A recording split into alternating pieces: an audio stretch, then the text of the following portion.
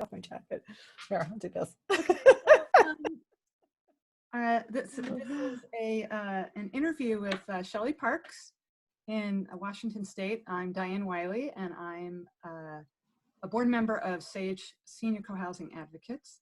And this is actually part 2. I interviewed Shelley around some basics of marketing that new groups should be thinking about. And this second part is we wanted to drill down a little more into marketing senior focused projects. And so Shelley was very willing to do another shorter interview maybe. So Shelley, can you start us off? Just quickly mention your background again in case people are seeing this part 2 first. And then we can talk a little more about the topic. Perfect. Yeah. Thanks, Diane. So my professional background for many years was leading sales and marketing teams in large continuing care retirement communities. So I was responsible for, and it was mainly in startups. So I was responsible of finding the buyers that these communities needed in order to get their financing to get built. So similar to co-housing.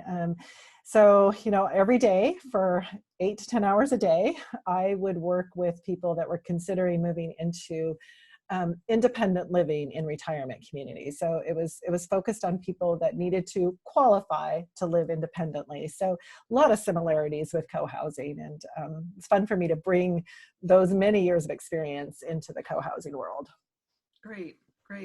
So as we were talking before, a lot of the work of marketing a co-housing project is true regardless of whether it's focused on creating senior co-housing or creating a multi-generational co-housing. Marketing is marketing, bringing members in. But then there's this layer of the messaging, the communication, the concerns that seniors have for moving into or considering a cooperative community like co-housing. So what SAGE advice and lessons learned can you share with people considering, getting a senior co-housing project started?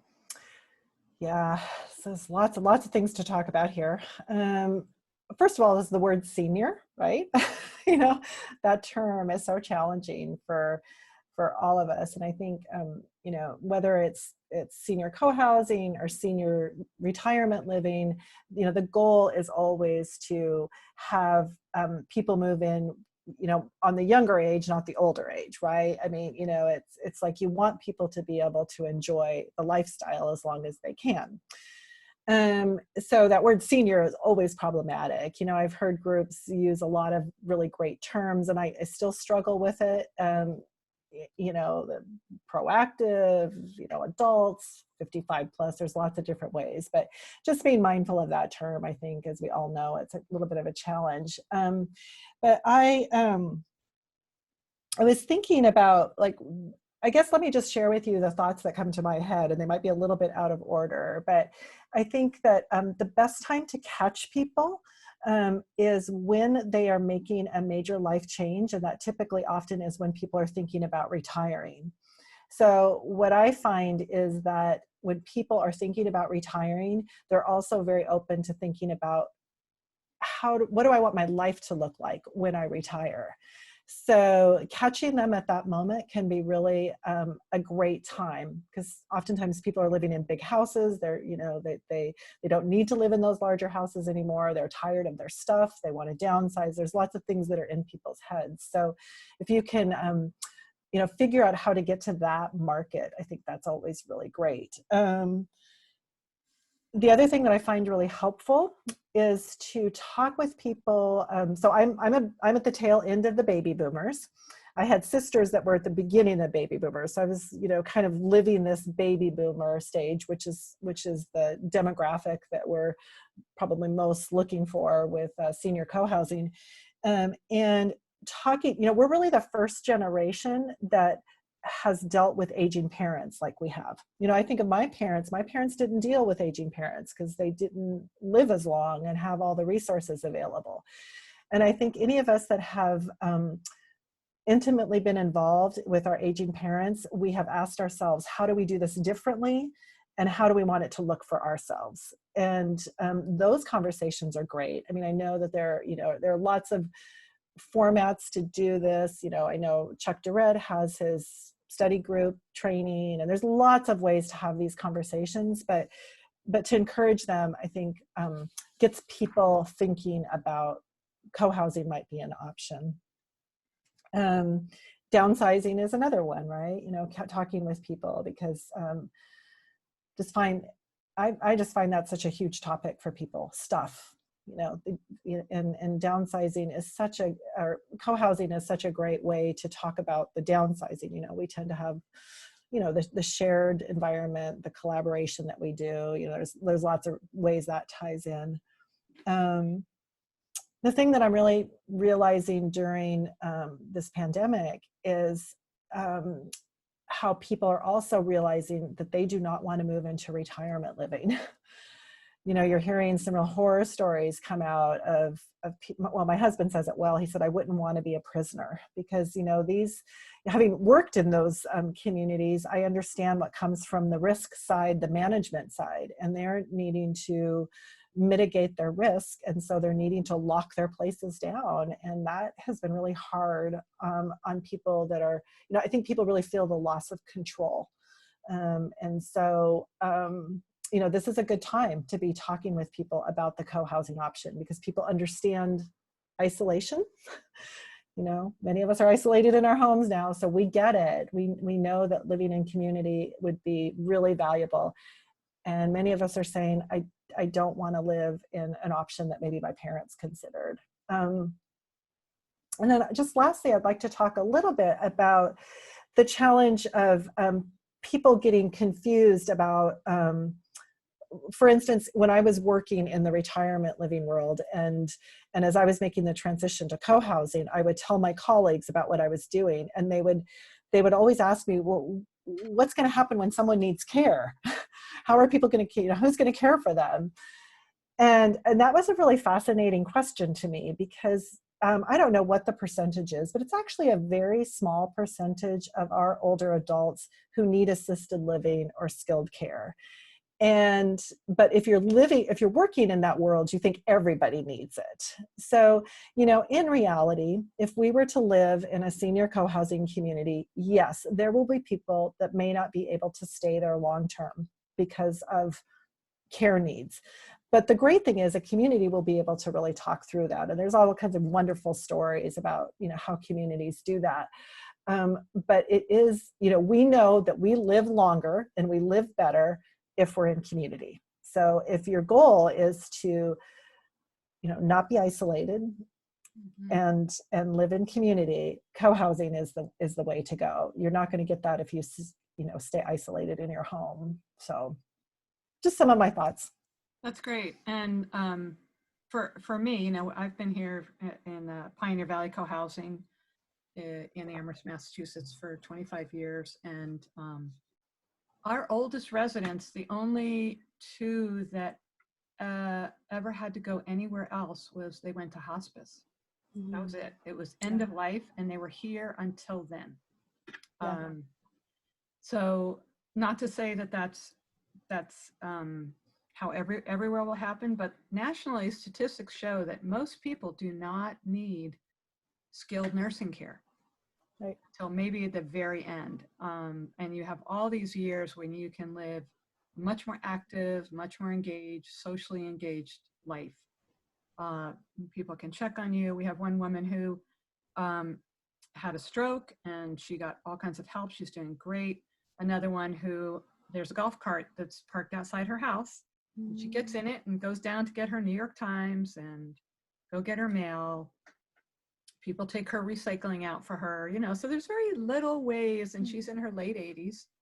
And what I've encountered in talking about the project across the street, which we were hoping would be a senior focused project, is the stereotypes that people hold in their minds. Chuck Durrett always had a very funny thing that says, how old do you think a senior citizen is. And he said the answer was always 10 years older than that person. So if the person was 75, a senior was 85. You know, it was always somewhere out there. It's not me. And I don't want to live with old people sitting in rocking chairs. And the truth of it is, if you want to go look at senior co-housing websites where people are living, they've built it, they've moved in, they are active, they are having fun, they're doing things together, they're helping each other. It's very vibrant. And how does that translate for groups to kind of build that into their marketing? Yeah. Well, first of all, I guess if I wanted to just go back to my marketing days, we all think of ourselves as looking younger than we actually look. You know, just go to one of your high school reunions and you know. So I think just a simple thing is make sure that if you use any images, you know, you definitely want to trend to. We used to use that. We wanted to use pictures of people that were at least 10 years younger than the people that were actually moving in. Mm-hmm. Yeah. So, you know, just being mindful of what are the visuals you're putting out there, because, you know, and I think, you know, the language is really, you know, what are those things that people are wanting to talk about, and having those questions. You know, the one thing that I also think about is, and I always have a little bit of a hard time explaining this, I need to work through it, but you know, there is a big difference between paying someone to serve you versus living in an environment where you're serving others and people are serving you. And we are made to serve other people. We feel good when we have that opportunity to help someone. And I think that, you know, co-housing is just, you know, it's the perfect environment to really live a life with purpose, to be able to serve our neighbors and also accept help. And I think our culture, you know, we've gotten used to paying people to do things for us. So yeah, I keep thinking about how do we really message that, because that resonates with people, but I think that needs to be worked on. But I've been thinking through that, and you know, because it's easy to throw money at it, you know, having someone serve us. And I can tell you where this became clear to me was I was actually staying at Nevada City Co-housing. I was there with Katie McCammett, and there was a common meal, and there was a comment made about how much the common meal was per person. And I don't remember what the dollar was. It was less than $5. It was very inexpensive. And the week before, I had been at work sitting in a budget meeting where each department was sharing their budgets.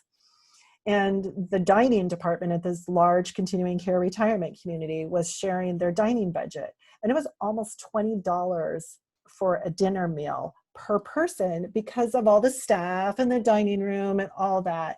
And they were not great meals. And I remember that's when it hit me that financially co-housing makes so much sense. And that was, you know, that was independent living. It was very expensive to be able to put that. And I realized in that conversation that, you know, people, their monthly fees, that's what they were paying for. They were paying, you know, for the salary of the big marketing team. You know, they were paying for a lot. And that just seems, well, first of all, it's not sustainable, right? Because it's just not economically sustainable. But it also made me sad that that's where the money was going. Right. That didn't really answer your question, but I Yes, it absolutely did, and more. Yeah. You reminded me, you know, I facilitated a study group series, it's called Aging Successfully. And the image that I used for my flyer, you were talking about images, was I borrowed the one from Wolf Creek, and it's a woman with white hair, and she's sitting on a little motor scooter with her feet out, and some little great blurb about, you know, living the way you want to. And for me, that just synthesized the notion that, yeah, my hair is white, and I have a lot more living to do if my body holds up, and my body holds up better here. I have to walk up a hill. You know, we happen to be built on a hill. I have to go get my mail. My mail doesn't get delivered to my house. I walk, you know, a few houses down to pick up my mail. My car is parked in Congregate. So there's built-in exercise, if you will, as well as whatever I do. And I think the lifestyle options, what you're saying is to really make that distinction of how this is socially, culturally, financially much richer than Yep. the corporate model that this sits alongside of. Right. Yep. Yeah. Yeah. Yeah. Well, Shelley, thank you so much. And maybe we should make a series. I think you and I This could is fun. talk about all sorts of things that groups hopefully would benefit from. But that's it for today. And thank you so much. I appreciate it. Yeah. And, Thank you, Diane. I'm enjoying these conversations. They're great. all right. Thank you. Take care. Okay.